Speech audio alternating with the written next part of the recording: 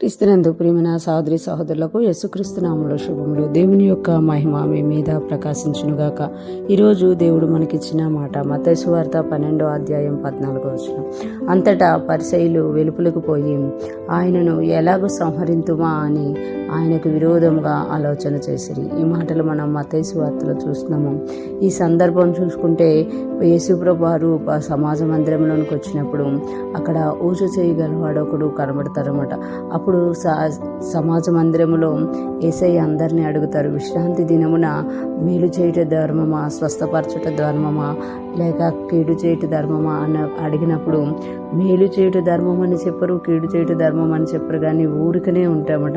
వారు హృదయ కాఠిన్యమును బట్టి యేసయ్య బాధపడుతూ ఆ యొక్క ఊచ చేయగలవాన్ని మధ్యలో నిలబెట్టి ఆయనకి స్వస్థపరిచినట్టుగా మనం చూడగలం. విశ్రాంతి దినమున యేసయ్య ఆ ఊచ చేయగలవాన్ని బాగు చేసినందుకు ఆ మనుషుని నిమిత్తం యేసయ్యని ఏం చేయాలనుకుంటున్నారంట, చంపాలనుకుంటున్నారంట. అంతటా పరిసయ్యులు వెలుపలకు పోయి, అంటే సమాజ మందిరంలో నుండి వెలుపలకు పోయి ఆయనని ఎలాగ సంహరింతుమా అనే ఆలోచన, ఆయనకు విరోధంగా ఆలోచన చేసి, అంటే యేసయ్య విశ్రాంతి దినాన్ని అతిక్రమిస్తున్నారని, విశ్రాంతి దినమున మేలు కానీ కీడు కానీ ఏది చేయకూడదని, ఆరోగ్యం స్వస్థత కలగ చేయకూడదని వాళ్ళ యొక్క నమ్మకం అన్నమాట. అందుకు యేసయ్య ఆ ఊచ చేయగలవాన్ని స్వస్థపరిచినందుకు ఇక్కడ వాళ్ళందరూ కూడా ఏం చేస్తున్నారు అంటే సమాజ మందిరంలో నుండి వెలుపలికి పోతున్నారట. ఆయన అసలు సమాజ మందిరంలోనికి వాళ్ళందరూ ఎందుకు వచ్చారు అని అంటే దేవుణ్ణి ఆరాధించడానికి, దేవుని స్తుతించడానికి. కానీ దేవుడు చేసిన అద్భుతాన్ని వారు గ్రహించలేక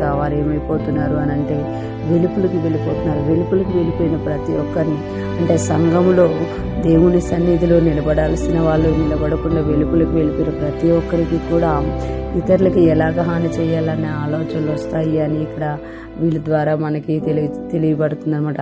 ఆయన్ని ఎలాగ సంహరింతుమా అని ఆయనకు విరోధముగా ఆలోచన చేశారట.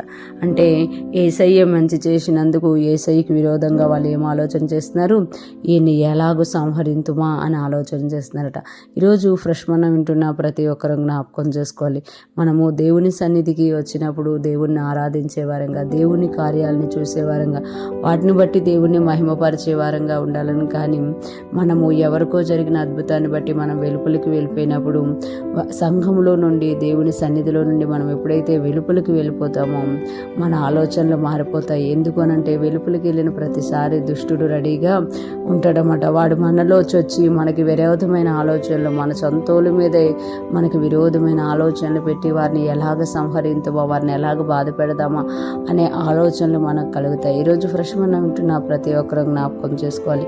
దేవుని సన్నిధిలోకి మనం ఎందుకు వెళ్తున్నామో ఆ విషయంలోనే మనము ఆలోచన కలిగి ఉండాలి. ఆ సన్నిధిలోన మనకి ఏది జరిగినా కూడా మనం ఆ సన్నిధిని కానీ యేసయ్యని కానీ విడిచిపెట్టకుండా హత్తుకున్నప్పుడు దేవుడు మన పట్ల చేయాలనుకున్న మేలును, ఆశీర్వాదాన్ని, అద్భుతాన్ని చేస్తారు. కానీ మనము ఆ ఆయాసంతోనూ ఇతరులకు జరిగిన విషయంలో మనం బాధపడుతూ వెలుపలికి వెళ్ళిపోతే మన ఆలోచనల్లో దుష్టునికి మనం చోటిచ్చిన వారం అయ్యి అవి క్రియారూపకంగా మారి మనం దేవునికి దూరంగా వెళ్ళిపోతాం. అటువంటి ఆలోచనలు, అటువంటి విరోధమైన మనస్సు మనకు రాకుండా ఉండాలని, మనం దేవుని సన్నిధిలో నిలిచి ప్రార్థించే వారంగా, ఆయన ఆరాధించే వారిగా ఉండాలని దేవుడు కోరుకుంటున్నారు. అటువంటి కృప మనందరికీ కలుగునుగాక.